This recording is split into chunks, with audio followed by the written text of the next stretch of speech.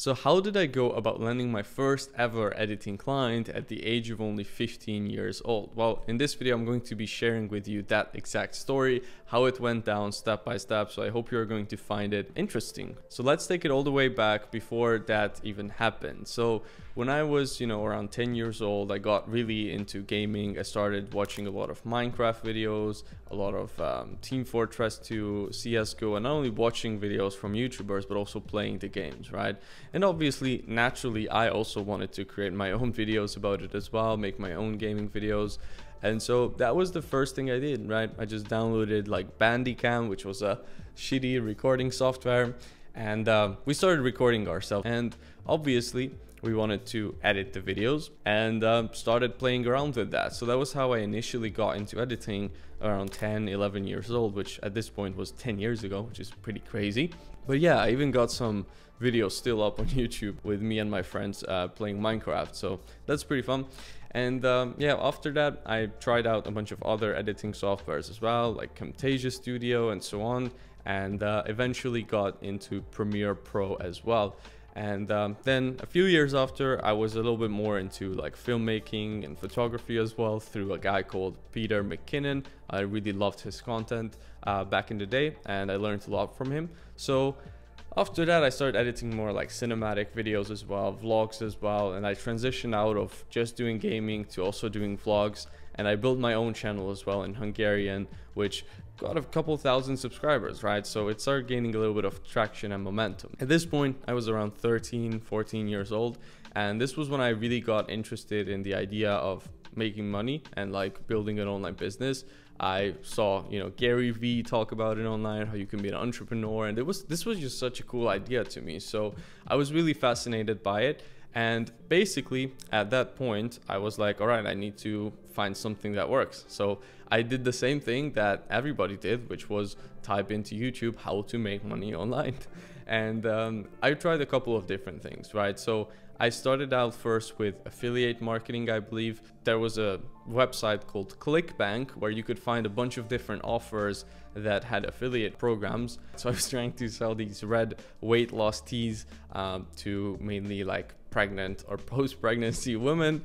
Now, it wasn't the best business in the world probably, but I was just trying to find something that worked, and that seemed like a great offer to me back in the day. And I didn't make any sales, so yeah, that didn't really work out. But I was like I was trying to get into like the Facebook groups, and trying to tell people how amazing this tea was. So that was pretty funny looking back, but never got any sales with that. Then I was very interested in drop shipping. So I don't know if you guys remember, but there were in 2017 or so, there were these like clip-on iPhone lenses where you could get a wide angle look on your iPhone 6, because that was the generation back in the days. Or yeah, I think it was iPhone 6 or 7. And so I ordered a couple of them from AliExpress, and I took like pretty professional product photos and everything, but I wasn't even old enough to run ads to it or anything like that. So that also never ended up working. Also, I was broke as shit, so I couldn't afford to spend hundreds of dollars on ads. So that was the next venture. Obviously, before that, I even tried YouTube. So nothing was really working out. So I thought like, all right, there must be another way that can work. And that's when I was like, had the light bulb moment, like, oh, I could actually just edit for other people. I already got that skill set. I'm already pretty decent at making my own YouTube videos. So I first had a local client who was paying me like, I don't know, for a day's worth of work, like $20. So that was pretty good. Like I was only like 14, 15 back in the day.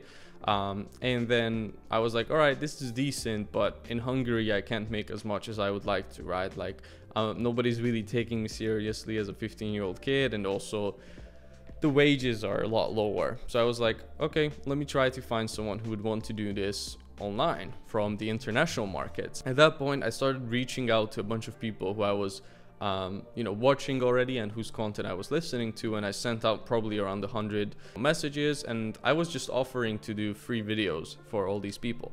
So there was a guy who actually ended up getting back to me and who was pretty serious. His name was Omar Elatar, and he runs this podcast still to this day called The Passionate View. Omar is a really good friend of mine, and I can thank a lot to him He's a great person, I have to say. And yeah, even like a few months ago, we went to interview Andrew Tate, and I went together with them to Romania. So that was a pretty crazy experience. But anyways, point is, he got back to me. He was like, all right, let's see what it's going to be like. And basically I was, for almost a month, I was making him free short form clips. So this was, again, when I was 15 years old, so 6 years ago now. So this was before short form was actually a thing. What we were doing back then was these square format 1080 by 1080 videos on Instagram, where we had like a title on top, we had the 16:9 video in the middle, and then we had captions that I had to do manually on the bottom of it. And Gary Vee kind of pioneered this style, I think. So that's what I was doing for him.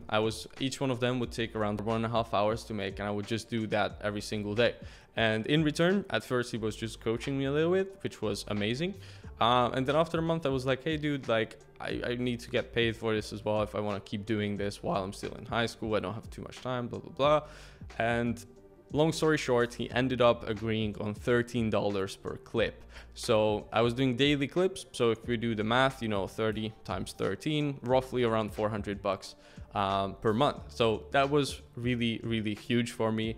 I was super happy. Like I remember that moment to this day super vividly, where I had like my sister was basically just born, like she was still super small, few years old.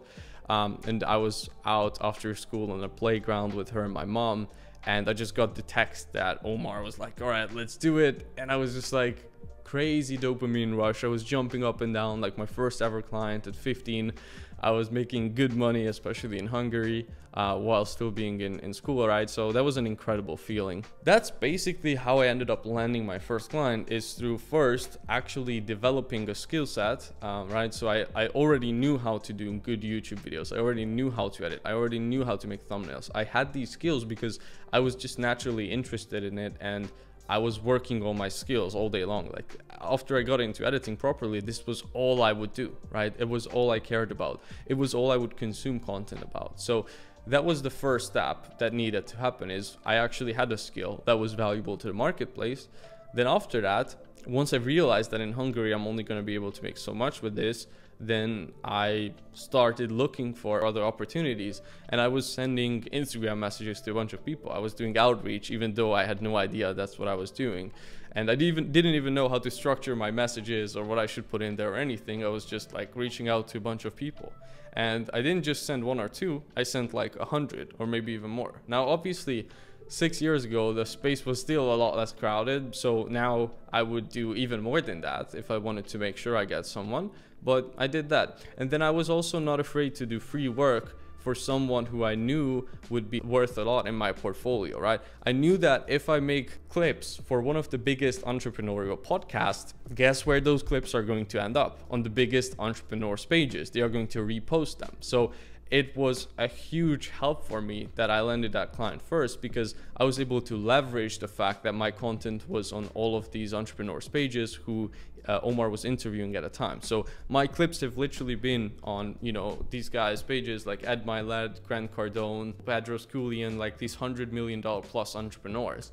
And so after that, once I was outreaching, like obviously it became a lot easier as well to land my second, third, and fourth client. So I was not afraid of doing free work for an entire month, let alone one free clip, right? Because I knew that it was going to be worth to me a lot more to get that experience and to have my clips on all these people's pages. And then after that, I asked for, you know, some money, and then I gave so much value already beforehand that it was a no-brainer to take it. And, you know, from there, I got my second client a lot quicker, and then my third client, and my third client was actually a 2.5K plus client, right? So that was like 5 times as much as I charged for the first one. And I couldn't have grown as quickly as that have I not had that mindset of like, whatever I give will come back to me. I was just like giving, and then I received afterwards, right? So I definitely will say, like, there is of course a little bit of element of timing and luck in it, but I think I really believe in the fact that, you know, you get lucky if you show up every day. You get lucky if you are every single day trying your best, you're putting in the work, eventually you will get lucky, right? The only people who never get lucky in their entire life are those who don't even show up so that they could get lucky. I would say that's the biggest takeaway from this is, you know, I was just really trying. I had a burning desire in me to make this work. Even when I landed my first and my second, third client, I was literally waking up at 3 a.m. sometimes, 4 a.m. sometimes to get the work done before school so I could produce the highest quality videos. And then I went to school, and then I came back, and then I was editing again. And I literally have all the Instagram stories from those days to back all of this up. So I think that's a big one. Like, as long as you have that burning desire in you to make it happen, and as long as you show up and you stay consistent and you show up every day, one day you will get lucky. One day you will have good timing. And then one little change, like one little step that doesn't even seem like a lot, like me getting that first, you know, $400 per month client, can be the thing that starts this big avalanche, which in a few years can turn into something amazing that you would never expect it to happen. So that's the story of how I got my first client at 15. Now, looking back 6 years later, it's absolutely crazy how fast the time passed by, and also, you know, how far things have progressed. So I hope you found this interesting. I hope you found this maybe even inspiring.